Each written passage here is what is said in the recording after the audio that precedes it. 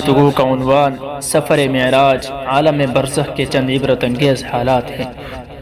الحمدللہ کفا وسلام علی عبادہ الذین اصطفى، اما بعد۔ سفر معراج رسول اللہ صلی اللہ علیہ وسلم کے معجزات میں سے ایک عظیم الشان معجزہ ہے۔ اللہ تبارک و تعالی نے نبیوں اور رسولوں کو بطور دلیل بہت سے معجزات عطا فرمائے تھے۔ معجزہ یعنی وہ حیرت انگیز بات، وہ عجیب بات جو صرف نبی سے ظاہر ہو، یا خرق عادت جو نبی سے صادر ہو، جس کا مطلب یہ ہے کہ جسے دیکھ کر عقل انسانی حیران اور ششدر ہو جائے۔ اللہ تعالیٰ اپنی قدرت کاملہ کے ذریعے اپنے رسولوں اور نبیوں کے ہاتھوں سے اسے ظاہر کرا دیتا ہے، جن کے کرنے سے دنیا کے لوگ عاجز ہوتے ہیں، تاکہ انہیں دیکھ کر لوگ اس نبی پر ایمان لائیں اور اسے سچا سمجھیں۔ حافظ ابن قیم اغاثۃ اللحفان میں بڑی صراحت کے ساتھ یہ بات بیان کرتے ہیں کہ رسول اللہ صلی اللہ علیہ وسلم کے معجزات کی تعداد 1000 ہے۔ آپ کے معجزات میں قرآن مجید سب سے بڑا معجزہ ہے جو قیامت تک باقی رہے گا۔ اس کے علاوہ اسراء اور معراج بھی آپ کے عظیم معجزات میں سے ہے۔ قرآن مجید میں اسراء کا نہایت صراحت کے ساتھ ذکر کیا گیا ہے، جبکہ معراج کے بارے میں اشارے موجود ہیں اور متعدد احادیث میں اس کی تفصیلات بیان کی گئی ہیں۔ سفر معراج میں آپ صلی اللہ علیہ وسلم کو مکہ سے بیت المقدس اور وہاں سے آسمانوں پر لے جایا گیا اور جنت و جہنم کے مشاہدات کروائے گئے۔ اس میں آپ کو جہاں جنت اور اس کے انواع و اقسام کی چیزیں دکھائی گئی، وہیں جہنم اور اس کے عذابات سے بھی واقف کرایا گیا۔ نیز ان تمام گناہگاروں اور مجرموں کا ان کی سزاؤں کے ساتھ مشاہدہ کروایا گیا اور بتایا گیا کہ کن گناہوں کے سبب انہیں یہ عبرتناک سزا دی جا رہی ہے۔ آپ صلی اللہ علیہ وسلم نے دوران سفر عالم برزخ کے جو کچھ عذابات کا مشاہدہ فرمایا، واپس آ کر اسے امت کے سامنے بطور عبرت و نصیحت کے پیش فرمایا، تاکہ امت کے لیے ان گناہ سے دور رہ کر آخرت کے عذاب سے بچنا آسان ہو جائے۔ ان سے چند باتیں وہ آپ کے سامنے بتا رہا ہوں۔ تو پہلا یہ کہ عالم برزخ کا مشاہدہ کرتے ہوئے آپ صلی اللہ علیہ وسلم کی نظر ایک ایسی جماعت پر پڑی جن کے سر نہایت وزنی پتھروں سے کچلے جا رہے تھے۔ اس لرزخیز منظر کو دیکھ کر آپ صلی اللہ علیہ وسلم نے جبرائیل امین سے پوچھا، یہ کون لوگ ہیں اور انہیں اس طرح کیوں سزا دی جا رہی ہے؟ تو انہوں نے جواب دیا کہ یہ وہ لوگ ہیں جو نماز پنجگانہ کی ادائیگی میں سستی کیا کرتے تھے، یعنی یہ وہ بدبخت ہیں جن کے کانوں میں مؤذن کی آواز پہنچنے کے بعد بھی یہ مسجد کی طرف قدم نہیں بڑھاتے تھے، اپنے سر اور اپنی جبین کو اللہ کے حضور جھکاتے نہیں تھے، جن کے سر خدا کے حضور جھکتے نہیں تھے، وہ پتھروں سے کچلے جانے ہی کے لائق ہیں۔ ذکر حبیب صلی اللہ علیہ وسلم نماز وہ عظیم الشان تحفہ خدا بندی ہے جو امت محمدیہ کو معراج کے مبارک موقع پر عطا کیا گیا۔ دیگر فرائض و عبادات میں نماز کو ایک امتیازی مقام حاصل ہے۔ وجہ ظاہر ہے کہ دیگر عبادات کا حکم فرش پر دیا گیا اور نماز کا حکم عرش پر بلا کر دیا گیا۔ آپ صلی اللہ علیہ وسلم نے نماز کو امت کی معراج سے تعبیر فرمایا۔ نماز دین کا عظیم شعار اور اہل ایمان کا امتیازی شان ہے۔ نماز تعلق مع اللہ کا بہترین ذریعہ اور تقرب الہی کا نہایت ہی سہل نسخہ ہے۔ نماز ایمان اور کفر کے درمیان حد فاصل ہے۔ آخرت میں تجلیات ربانی کے جو نظارے اہل ایمان کو نصیب ہوں گے، نماز اور ان کی استعداد و صلاحیت پیدا کرنے کا خاص ذریعہ ہے۔ آپ صلی اللہ علیہ وسلم نے نماز کو اپنی پسندیدہ اور محبوب ترین چیزوں میں سے ایک قرار دیا ہے اور تاریک نماز کو اپنی جماعت یعنی اسلام سے خارج قرار دیا ہے۔ افسوس کہ اس قدر محبوب اور محترم بالشان عبادت کو امت کا ایک بڑا طبقہ معمولی سمجھ رہا ہے۔ جان لینا چاہیے کہ ایک مسلمان کی کامیابی و کامرانی اللہ کی بارگاہ میں سجدہ ریزی اور اس کے حضور بندگی و محتاجی کے اظہار ہی میں، اور نماز اس کا بہترین ذریعہ ہے۔ دوسری بات یہ ہے کہ عالم برزخ کے عذابات کا مشاہدہ کرتے ہوئے آپ صلی اللہ علیہ وسلم کا گزر ایک ایسی قوم پر ہوا جن کے ناخن تانبے کے تھے اور وہ اپنے چہروں اور سینوں کو ان ناخنوں سے کھرچ رہے تھے۔ یہ تعجب خیز منظر دیکھ کر آپ صلی اللہ علیہ وسلم نے جبرائیل علیہ السلام سے پوچھا، یہ کون لوگ ہیں؟ انہوں نے جواب دیا کہ معلوم کیا کہ کس جرم کی سزا دی جا رہی ہے؟ تو انہوں نے فرمایا کہ یہ وہ لوگ ہیں جو دنیا میں آدمیوں کا گوشت کھاتے تھے، یعنی ان کی غیبت کیا کرتے تھے، ان کی آبرو ریزی کرتے تھے۔ ابو داؤد علیہ السلام کی نظر میں غیبت بدترین گناہ ہے۔ اس کی قباحت و شناعت کا اندازہ اس سے لگایا جا سکتا ہے کہ قرآن کریم میں نہایت ہی صاف لفظوں میں غیبت سے بچنے کا حکم دیا گیا ہے اور غیبت کرنے والوں کو اپنے مردار بھائی کا گوشت کھانے کے مثال قرار دیا ہے۔ سورہ حجرات میں آپ صلی اللہ علیہ وسلم نے ایک موقع پر حضرت صحابہ اکرام کے مجمع میں فرمایا کہ غیبت جو کسی کی عزت سے کھلواڑ کرنا ہے، زنا سے بھی بڑھ کر ہے۔ ایک دوسری حدیث میں آپ صلی اللہ علیہ وسلم نے غیبت کو عذاب قبر کا سبب بتایا۔ اس سے واضح ہوتا ہے کہ بسا اوقات محض غیبت کی وجہ سے مرنے کے بعد آدمی قبر کے سخت ترین عذاب سے دوچار ہو جاتا ہے۔ ان کے علاوہ اور بھی بہت ساری احادیث ہیں جن میں غیبت کی شناعت و قباحت بیان کی گئی ہے اور اس سے امت کو بچنے کی ترغیب دی گئی ہے۔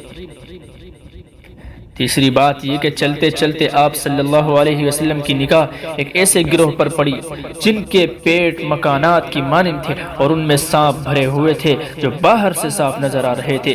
یہ عجیب و غریب منظر دیکھ کر آپ صلی اللہ علیہ وسلم نے جبرائیل امین سے پوچھا یہ کون لوگ ہیں اور ان کا جرم کیا ہے؟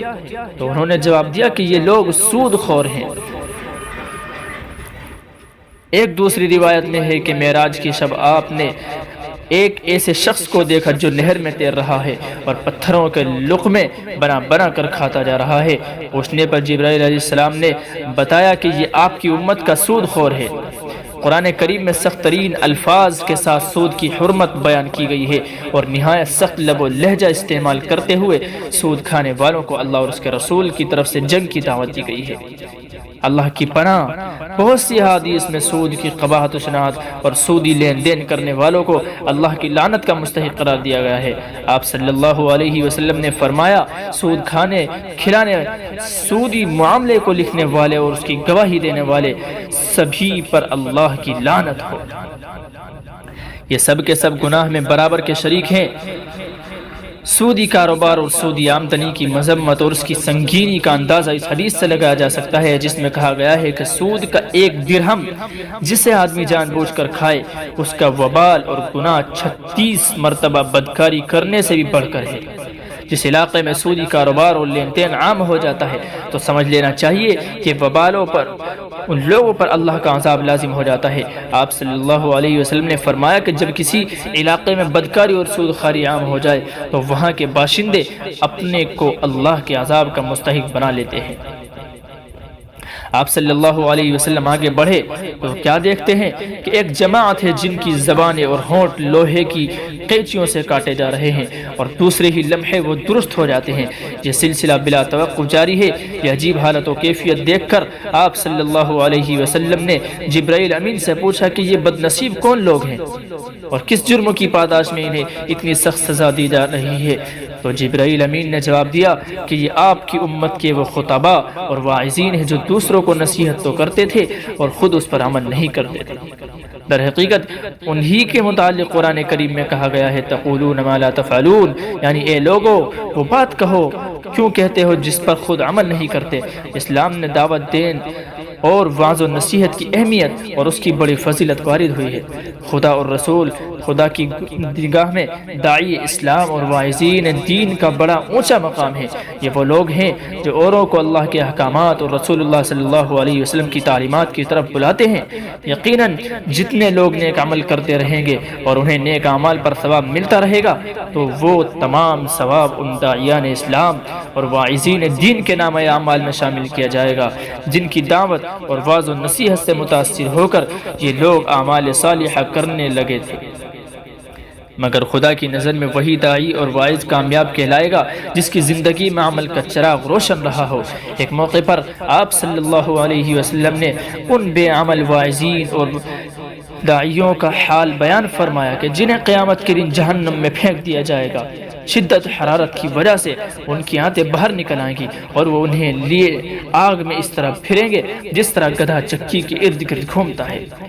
دیکھ کر دوسرے جہنمی اس کے پاس آ کر اس سے اس خطرناک سزا میں مبتلا ہونے کی وجہ پوچھیں گے تو وہ کہیں گے کہ ہم وہ لوگ ہیں جو دنیا میں لوگوں کو نیکیوں کا حکم تو کیا کرتے تھے مگر خود اس پر عمل نہیں کیا کرتے تھے۔ اللہ تعالی ہم سب کو اس طرح کی رسوائی سے بچائے۔ پانچویں بات یہ کہ واعظین بے عمل کی سزا کا مشاہدہ کرنے کے بعد آپ کا گزر ایک ایسی قوم پر ہوا جن کی شرمگاہوں پر آگے اور پیچھے چیتھڑے لٹکے ہوئے تھے، اور یہ لوگ اونٹ اور بیل کی طرح چر رہے تھے اور یعنی زریع زقوم وغیرہ کھا رہے تھے، یعنی جہنم کی انتہائی کڑوی اور بدبودار غذائیں کھاتے جا رہے تھے۔ ان لوگوں کا حال ملاحظہ فرمانے کے بعد آپ صلی اللہ علیہ وسلم نے جبرائیل امین سے پوچھا ان کا کیا معاملہ ہے؟ تو انہوں نے بتایا یہ وہ لوگ ہیں جو اپنے مالوں کی زکوٰۃ نہیں دیا کرتے تھے۔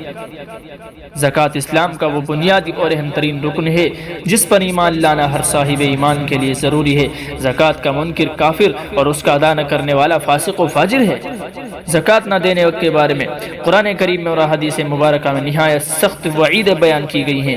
قرآن کریم میں ہے کہ جنہیں اللہ نے دنیا میں مال و دولت سے نوازا پھر بھی وہ مال کی زکوٰۃ نہیں نکالتے تو قیامت کے دن ایسے لوگوں کا انجام نہایت برا ہوگا کہ اسی مال کو ان کے گلے کا طوق بنا کر سزا دی جائے گی۔ سَيُطَوَّقُونَ مَا بَخِلُوا بِهِ يَوْمَ الْقِيَامَةِ۔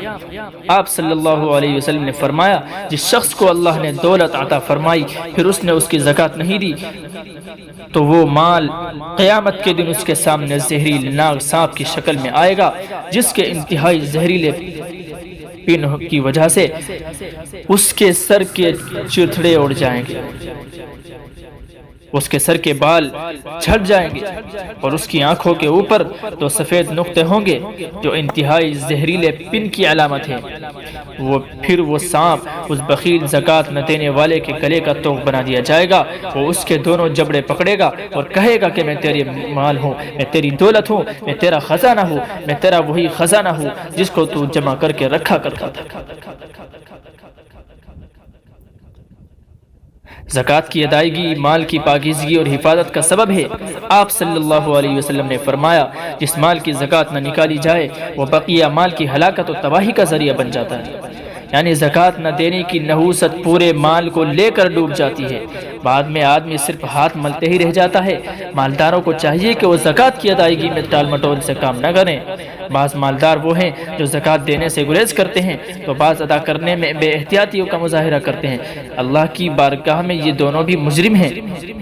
عالم برزخ کا مشاہدہ کرتے ہوئے جب آپ صلی اللہ علیہ وسلم کچھ دور چلے تو کیا دیکھتے ہیں کہ کچھ مرد و خواتین ہیں جن کے سامنے ایک ہانڈی میں پکا ہوا اور ایک ہانڈی میں کچا سڑا ہوا گوشت رکھا ہے، مگر یہ بدعقل پکا ہوا طیب گوشت چھوڑ کر کچا سڑا ہوا گوشت کھا رہے ہیں۔ آپ نے ان کی عقلوں پر اظہار افسوس کرتے ہوئے جبرائیل امین سے پوچھا کہ یہ کون لوگ ہیں اور ان کا معاملہ کیا ہے؟ تو انہوں نے جواب دیا کہ یہ وہ لوگ ہیں جن کے پاس حلال و پاکیزہ بیویاں موجود ہیں مگر پھر بھی زانیہ اور فاحشہ عورتوں کے ساتھ شباشی کر رہے ہیں، یعنی وہ عورتیں ہیں جن کے پاس حلال و طیب شوہر ہیں پھر بھی یہ زانی اور بدکاری مردوں کے ساتھ رات گزارنے میں مصروف ہیں۔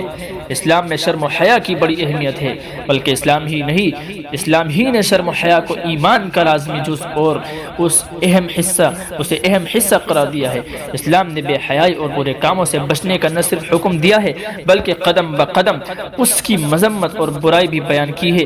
قرآن کریم نے فرمایا گیا وَلَا تَقْرَبُوا الزِّنَا إِنَّهُ كَانَ فَاحِشًا وَسَاءَ سَبِيلًا، اور زنا کے پاس نہ جا کیونکہ وہ بے حیائی اور برائی کا راستہ ہے۔ آپ صلی اللہ علیہ وسلم نے گناہوں سے بچنے اور اپنی شرمگاہوں کی حفاظت کرنے پر آخرت میں انعام اور جنت میں داخلے کی خوشخبری سنائی ہے۔ ارشاد فرمایا جو شخص مجھے زبان اور شرمگاہ کی حفاظت کی ضمانت دے دے میں اس کو جنت کی ضمانت دیتا ہوں۔ آج ہر طرف بے حیائی و بے شرمی کا دورہ ہے۔ غیروں کا طرز عمل اختیار کرتے ہوئے مسلمان بھی بے حیائی بے شرمی کے راستے پر چل پڑے ہیں۔ بے حجابی و بے پردگی عزت دار لوگوں کا نشان بن چکی ہے۔ تہذیب و جدید کی لعنت نے اچھوں کو اندھا بنا دیا ہے، جس کے نتیجہ ہے کہ آج ہر طرف ایک طوفان بدتمیزی برپا ہے۔ حضور نبی کریم صلی اللہ علیہ وسلم نے شرم و حیا کو ایمان کا جزء لازم کہا ہے، مگر ہم بھی اسی لعنت میں گرفتار ہو کر اللہ کے عذاب کا طوق اپنے گلے میں ڈال رہے ہیں۔ جب کوئی قوم حد سے تجاوز کرتی ہے تو اللہ تعالیٰ اس کو آخرت سے پہلے دنیا میں بھی عذاب کا مزہ چکھا دیتا ہے۔